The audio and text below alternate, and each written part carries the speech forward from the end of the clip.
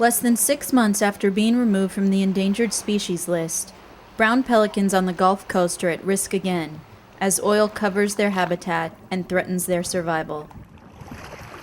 At the Fort Jackson Bird Rehabilitation Center in Burris, Louisiana, wildlife rehabilitators and volunteers are trying to save pelicans rescued from the oily waters.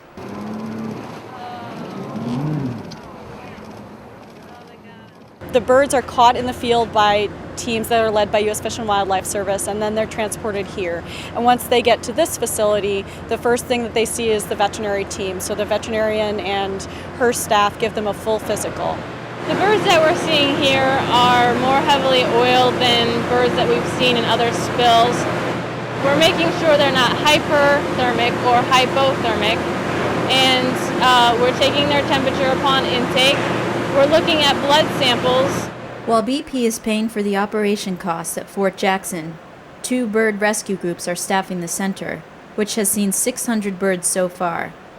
Nearly 400 have been brown pelicans, which is an iconic symbol in Louisiana, appearing on both the state flag and state quarter. But many are wondering if the pelicans can bounce back again and survive the spill.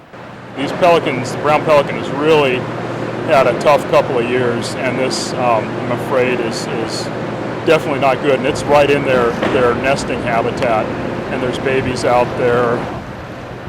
Jay Holcomb, who has worked on oil spill wildlife response for more than 20 years, says the way pelicans feed makes them particularly vulnerable.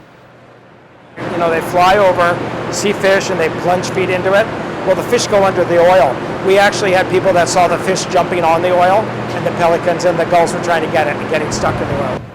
Oil affects the pelican's ability to regulate their body temperature and can also impair the bird's ability to fly.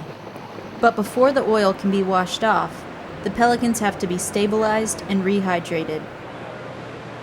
Each bird goes into a holding pen for 12 to 24 hours to de-stress. They've been captured, they've been handled, so we want to get those stress hormones back down before they're washed.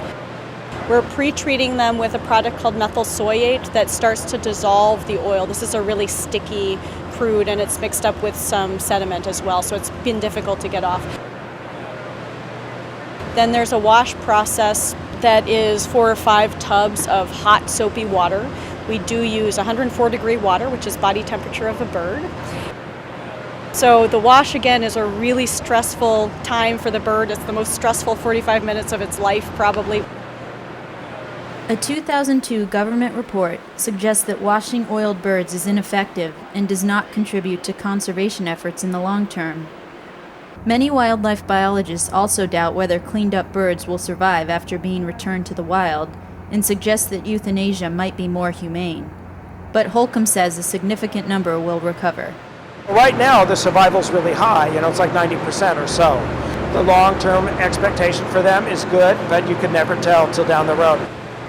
If they're going to take a long time to rehabilitate, if they have injuries, broken wings, fractures, abscesses, things like that, they are usually euthanized. If they are in good musculoskeletal condition, even if they are emaciated, we can still give them nutrition in order to get them to a place where they can be washed, put outside in pens, and rehabilitated.